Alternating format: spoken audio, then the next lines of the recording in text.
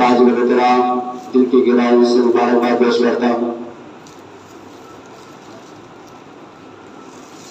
مبارکباد پیش کرتا ہوں منتظمین کو جنہوں نے اس راقہ جہاں نور مجسم محمد عالم صلی اللہ علیہ وسلم یہ خوبصورت محفل سجائی۔ اللہ تعالیٰ سے دعا ہے کہ اللہ تعالیٰ دامن میرا بے سفر دن دربارہ چون ترقی کامیابی کا معنی کا فرمائے اور اللہ تعالیٰ اپنے حبیب علیہ السلام کو پھر جس نیت سے جس مقصد سے اس محفل کو سجایا گیا ہے نبی کریم جس مرحوم کی عیسیٰ سوال پر کیا گیا ہے نبی کریم اس مرحوم کی رحمت فرمائے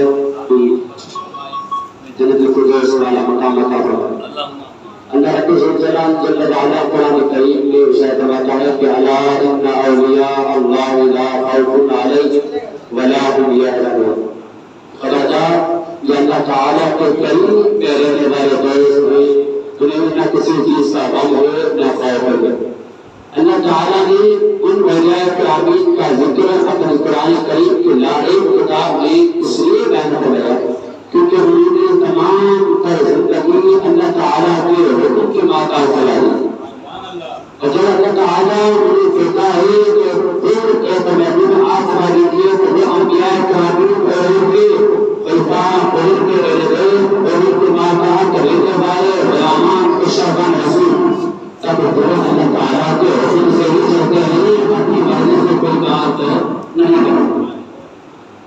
اللہ تعالیٰ اپنے حبیب نبی صلی اللہ علیہ وسلم کی جس طرح اللہ تعالیٰ حمد و ثنا بیان کرتا ہے ان کی تعریفیں بیان کرتا ہے اللہ تعالیٰ قرآن کریم کے اندر اگر ہم قرآن کریم کو پڑھنا چاہیں غور و فکر کے ساتھ پڑھنا چاہیں تو یہ سمجھ لیجیے کہ ہماری زندگیاں ختم ہو جائیں گی، ہماری عمریں ختم ہو جائیں گی، ہماری نسلیں ختم ہو جائیں گی، لیکن رب کے اور رب کے حبیب کے چرچے مکمل نہیں ہو پاتے۔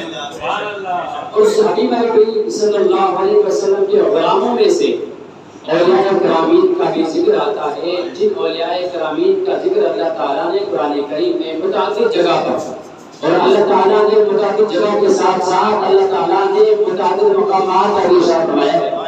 کس انداز سے فرمایا ہے کہ اللہ تعالیٰ فرماتا ہے کہ جو میرے بندے خاص ہوتے ہیں اور جو اپنی تمام تر زندگی قربان کر دیتے ہیں، جنہوں نے اپنی تمام تر زندگی حکم ربی کے مطابق چلا دی بسر کر دی، سمجھ لینا کہ انہیں دنیا کا کوئی خوف دنیا کی کوئی غمزدہ کوئی چیز انہیں پریشان نہیں کر سکتی ہے۔ اگر انہیں غمزدہ کر سکتی ہے تو یہ بات غمزدہ کر سکتی ہے کہ کہیں کسی بات پر اللہ تعالیٰ کے حبیب نبی صلی اللہ علیہ وسلم ہم سے ناراض نہ ہوگا۔ بس غم ہوتا ہے تو اس بات کا غم ہوتا ہے۔ اور آج ہماری جو محفل سجائی گئی ہے وہ عیسیٰ علیہ السلام کے حوالے سے سجائی گئی ہے کیونکہ ہمارے حکم عام میں ہم نے سجائے ہوئے نام رکھے ہوئے تیجا نام رکھا ہوا ہے 5واں 10واں 20واں 40واں، یہ محض ہمارے عیسیٰ علیہ السلام کا مقصد ہوتا ہے۔ کیوں؟ کیونکہ جب اس دنیا سے کسی کی رخصت ہو جاتا ہے، کوئی رلک کر جاتا ہے یا پانی ہو جاتا ہے دنیا سے، کیونکہ کل نفس ذائقۃ الموت، ہر نفس کو موت کو مزہ چکھنا ہے۔ جب انسان اس دنیا سے فنا ہو جاتا ہے تو فنا ہونے کے بعد اللہ تعالیٰ فرماتا ہے کہ موت بھی برابر ہے، موت بھی حقیقت ہے، موت بھی سچ ہے۔ جب اللہ تعالیٰ نے کسی انسان کو پیدا فرمایا تو اللہ تعالیٰ نے اس پیدائش کے ساتھ ساتھ اللہ تعالیٰ نے موت کی گھڑیوں کی منتخب کر دی ہے۔ اللہ تعالیٰ تو موت آنی ہے، اب رب کی مرضی ہے کہ ہمیں بچپن میں آپ اس کو اپنے پاس بلا لیں یا لڑکپن کے اندر اپنے پاس بلا لیں یا جوانی کے اندر بلا لیں یا اللہ تعالیٰ بڑھاپے کے اندر بلا لیں۔ یہ کھیتی رب کی ہوتی ہے، اپنی کھیتی کو جب وہ کاٹنا چاہے تب کاٹ سکتا ہے، یہ رب کی مرضی ہوتی ہے کیونکہ رب ہی چاہتا ہے، جو ہمیں رب چاہتا ہے اسی کے مطابق ہی چلتا ہے۔ اگر حکم چلتا ہے تو رب پہ چلتا ہے، رب کے علاوہ کسی کا حکم نہیں چلتا ہے۔ رب کی یہ تمام تر اللہ تعالیٰ کے حکم، اللہ تعالیٰ کے تمام ارشادات، اللہ تعالیٰ کے تمام احکامات ہم امت مسلمہ پر لاگو ہوتے ہیں۔ صرف امت مسلمہ نہیں بلکہ جتنی بھی اللہ تعالیٰ نے مخلوق پیدا فرمائی ہے تمام کے اندر فنا ہے، تمام کے اندر کیا ہے؟ فنا ہے۔ جب فنا ہے تو پھر ہمیں ماننا ہے کہ اللہ تعالیٰ نے اس دنیا کو بنایا ہے ختم ہونے کے لیے بنایا ہے، قائم دائم بنانے کے لیے بنایا ہے. ہاں اللہ تعالیٰ دوبارہ زندہ کرے گا، لیکن دوبارہ زندہ کرے گا تو حیات ابدی عطا فرمائے گا، ہمیشہ والی زندگی عطا فرمائے گا. وہ ہمیشہ والی زندگی کون سی ہے؟ وہ جنت والی. جب ہمارا حساب کتاب ہوگا جب بندہ اس دنیا میں گزر جاتا ہے نا تو مقصد کیا ہوتا ہے کہ یہ سارے ثواب ہوتا ہے. اب اس کو ضرورت ہوتی ہے دنیا کے اعمال کی ضرورت اسے نہیں ہوتی ہے. آپ اس کے لیے کیا سوچتے ہیں؟ اسے مقصد اس سے نہیں ہے. یہ آپ کیا کرتے ہیں اس سے آپ کا مقصد نہیں ہے اسے، لیکن مقصد ہے تو اس بات کا ہے جب آپ قرآن کریم کی تلاوت کرتے ہیں، ذکر و اذکار کرتے ہیں، نمازیں پڑھتے ہیں، نوافل پڑھتے ہیں، آپ کسی کو تعلیمات پڑھتے ہیں، ان تمام چیزیں آپ کرتے ہیں، لیکن آپ کہتے ہیں کہ یا الہی جو بھی چیزیں میں نے پڑھی ہیں قرآن کی تلاوت میں نے کی ہے، میں نے نماز پڑھی ہے، یا میں نے تسبیح و تعلیمات پڑھی ہے، یا میں نے ذکر و اذکار کیا، یا الہی اس کا ثواب فلاں بندے کو عطا کر دینا. صلی اللہ علیہ وسلم کو تو اس شخص کو عطا فرماتا ہے. اب شخص ہمارے دل کے اندر ہمارے دماغ میں خیالات پیدا ہوتے ہیں، کیا اللہ تعالیٰ کتنا ہمیں ثواب عطا فرماتا ہے؟ ثواب کتنا عطا فرماتا ہے؟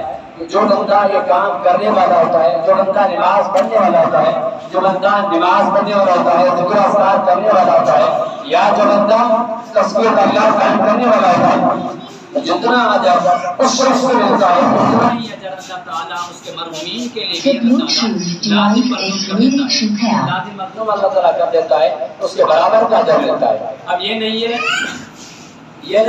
کہ اب ہمیں جو میں نے کام کیے، میں نے نمازیں پڑھی، میں نے تسبیح تعلیمات کی تو مجھے اجر زیادہ ملنا چاہیے، مرحوم کے لیے اجر کم ہونا چاہیے. لیکن نہیں، اللہ تعالیٰ فرماتا ہے کہ جتنا اجر میں نے پڑھنے والے کے لیے رکھا ہے اتنا ہی اجر میں نے اس کے مرحومین کے لیے رکھا ہے. اب مرحومین کے اندر چاہے وہ ایک بندے کو شامل کرتا ہے تو اتنا اجر ملے گا. اگر وہ شخص کہتا ہے یا الہی اس کے ثواب کے اندر میں رسول اللہ صلی اللہ علیہ وسلم کے تمام امت کو شامل کرتا ہوں تو اللہ تعالیٰ فرماتا ہے کہ میں اس کے برابر ہر بندے کا برابر کر کے حصہ تقسیم کر دوں.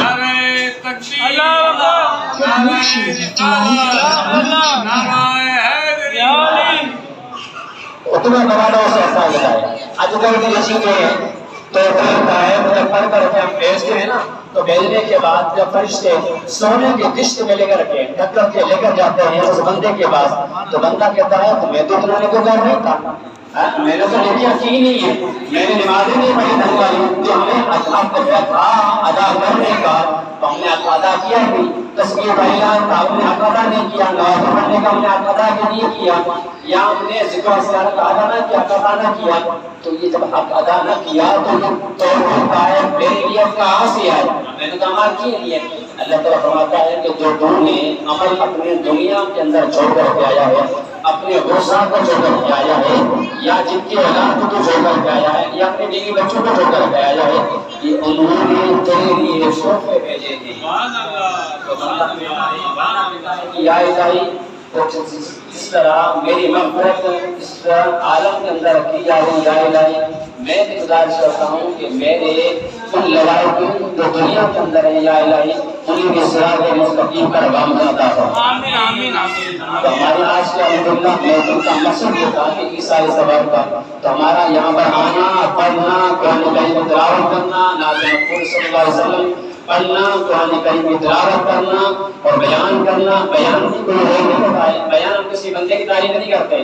اگر تعریف کرتے ہیں تو خدا باد اور اللہ شریک اور خدا کرتے ہیں، تعریف کرتے ہیں تو اس کے محبوب علیہ الصلوۃ والسلام کرتے ہیں. اگر تعریف کرتے ہیں تو ہم اولیاء کی تعریف کرتے ہیں جنہوں نے تمام تر زندگی صرف رسول رضا الہی کے لیے کی. جب رضا الہی کے لیے تمام تعریفیں انہوں نے اپنی زندگی بسر کر دی تو اللہ تعالیٰ ان خاص بندوں کا، ان صادقین کا، ان شہداء کا، ان صالحین کا اللہ تعالیٰ ذکر قرآن کریم میں عطا فرماتا ہے. تو قرآن کریم میں ذکر ہمارا اور آپ کا نہیں ہوتا ہے. ادا کس کا؟ اب ہم نے حق ادا کس کا کیا؟ اگر ہم نے اللہ تعالیٰ کا حق پورا طریقہ ادا کیا تو اس میں رسول علیہ الصلوۃ والسلام کا ہم نے حق ادا کیا. اللہ تعالیٰ فرماتا ہے کہ میرے حقوق کے اندر تم نے کوتاہی کری میں تمہیں معاف کر سکتا ہوں. ہاں اس میں کم و بیشی ہو سکتی ہے، میں معاف کرنے پر آؤں تو معاف کر سکتا ہوں. لیکن اگر تم نے حقوق العباد کے اندر کوئی بھی کمی کوتاہی کی تو میں معاف نہیں کر سکتا جب تک تم شخص اس بندے سے معافی نہیں مانگتے، اس بندے سے معافی طلبگار نہیں ہو جاتے، تب تک میں رب اور میرے تمام فرشتے تم سے ناراض ہوتے ہیں۔ کیوں ناراض ہوتے ہیں؟ کہ اللہ فرماتا ہے کہ حقوق العباد کو تم نے اور اس نے خوبی ادا کی ہے۔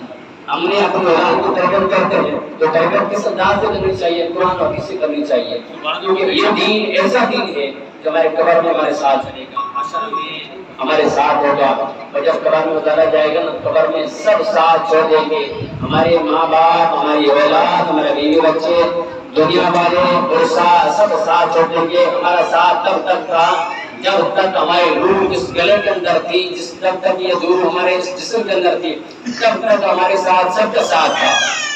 لیکن اب جب تدفین ہو گئی، تدفین ہونے کے بعد ہم کیا کرتے ہیں؟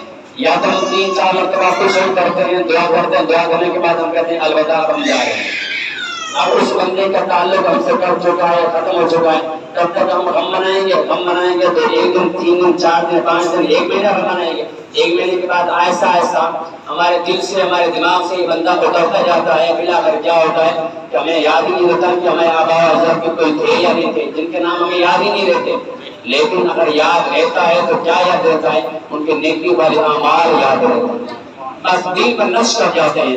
یہ بندہ جب کہتا ہے نا اس کے انتقال کے بعد، یا الہی یہ بندہ بڑا نائس بندہ تھا، بندہ بڑا اچھا تھا، نیک بندہ تھا، صالح بندہ تھا، یا الہی اگر اس سے کوئی دانستہ نہ دانستہ کوئی غلطی ہو بھی گئی ہے، یا الہی اگر ہم سے اس کی دل آزاری ہوئی ہم کوئی معافی مانگتے ہیں، یا اس کی کوئی دل آزاری ہوئی ہم سے ہم بھی وہ بھی معاف کرتے ہیں خدا را۔ تو ہمیں جو ہے نا وہ پہلے سب سے پہلے یہ کرنا چاہیے کہ ہم اپنے دلوں کو صاف رکھیں، صاف اس انداز رکھیں کہ جب کسی کا انتقال ہو جائے تو اس کے لیے ہم دل کے اندر کینہ نہیں رکھنا ہے، آپ نے اس کے دل کے اندر جگہ عطا فرمانی ہے۔ جب جگہ عطا فرما دی نا تو سمجھ لینا کہ اللہ تعالیٰ تم سے راضی ہوگا۔ جب حالات کی سوچ کیا ہوتی ہے تو اللہ تعالیٰ اپنے فرشتوں کو حکم کرتا ہے کہ فرشتوں اس بندے سے کہہ دو، فرشتوں سے کہہ دو، آسمان پہ اعلان کر دو، زمین پہ اعلان کر دو، میں اس سے محبت کا اعلان کرتا ہوں۔ جب اللہ تعالیٰ سے محبت ہم کرتے ہیں نا، ہماری محبت پتہ نہیں کہ وہ ہوتی ہے نہیں ہوتی ہے، لیکن جب جس شخص سے اللہ تعالیٰ محبت کا اعلان کرے نا تو سمجھ لینا اس میں شک و شبہات نہیں ہوتا۔ کیوں؟ کیونکہ وہ خالق کائنات ہے، جس سے محبت کرنا چاہے کر سکتا ہے، جس سے وہ انکار کرنا چاہے کر سکتا ہے، جس سے نفرت کرنا چاہے کر سکتا ہے۔ لیکن رب کہتے ہیں نا، رب فرماتا ہے کہ میں تمہاری 70 ماؤں سے زیادہ شفیق ہوں۔ جہاں ہم غلطی کر کے اپنے گھر کے اندر جاتے ہیں، ہمارے بچے ہوتے ہیں، ہماری اولاد ہوتی ہے، غلطی کر کے گھر بھی آتے ہیں، گھر میں آنے کے بعد ہم کیا کرتے ہیں؟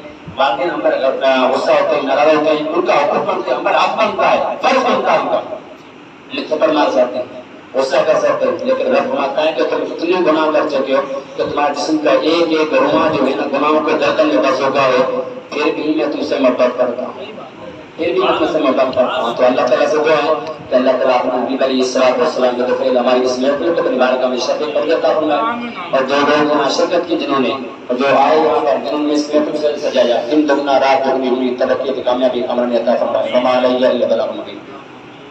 اللهم صل على سيدنا محمد الباقر وبارك وسلم عليه۔ اللهم ربنا ظلمنا انفسنا وان لم تغفر لنا وترحمنا لنكونن من الخاسرين۔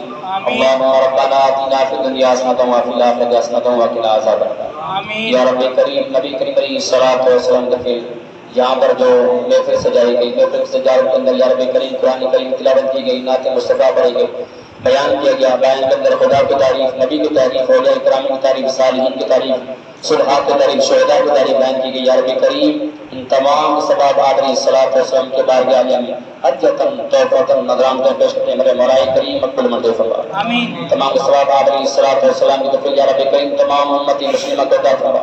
یا رب کریم نبی کریم علیہ الصلوۃ والسلام کے خصوصاً بالخصوص یا رب کریم جس مرحوم کے لیے یہ محفل سجائی گئی، یا رب کریم اس مرحوم کی مغفرت فرما، کی بخش فرما، انہیں جنت الفردوس اعلیٰ مقام عطا فرما۔ یا رب کریم اس مرحوم کی قبر کو جنت کے باغ میں سے باغ بنا، اس مرحوم کی قبر کو یا رب کریم تعدد نظر وسیع کشادہ فرما، اس کی مرحوم کی یا رب کریم قبر کو جنت کے باغ میں سے باغ بنا، مرحوم کو نبی کریم علیہ الصلوۃ والسلام کا پرستہ فرما، صلاۃ و سلام کی شفاعت سے بر بر عطا فرما، مرحوم کو نبی کریم علیہ الصلوۃ والسلام کی زیارت سے مستفید فرما۔ یا رب کریم ہماری اس محفل کو اپنی بارگاہ میں شفیع قبول عطا فرما۔ یا رب کریم جتنے بھی ہمارے بہن بھائی ہمارے یا رب کریم ہمارے جو بزرگ ہیں وہ ہمارے جو بچے ہیں وہ جن کا ہم جانتے ہیں جن کی یا رب کریم نہیں جانتے ان تمام کے مغفرت فرما یا رب کریم تمام کے بخشش فرما یا رب کریم ان تمام کی مغفرت فرما اور جنت الفردوس والا مقام عطا فرما یا رب کریم جنت المعلا میں جگہ عطا فرما یا رب کریم جو لوگ بیمار ہیں انہیں شفا کل عطا فرما یا رب کریم انہیں صحت تندرست عطا فرما عافیت والی زندگی عطا فرما یا رب کریم جو یہاں پر جو لوگ حاضر ہوئے یا رب کریم ان کے دل کو یا رب کریم ان کے مقاصد کا پورا عطا فرما دل کے مقاصد کا پورا عطا فرما یا رب کریم ان کے اغراض مقاصد کا پورا عطا فرما یا رب کریم اپنے حبیب علیہ الصلوۃ والسلام کے ہماری دعاؤں کو ان کے حق میں قبول خاتم خیر فرما ہمارا ایمان خاتم خیر فرما ان اللہ ملائکتہ یصلون علی النبی یا ایھا الذین آمنوا صلوا علیہ وسلموا تسلیما اللهم صل علی سیدنا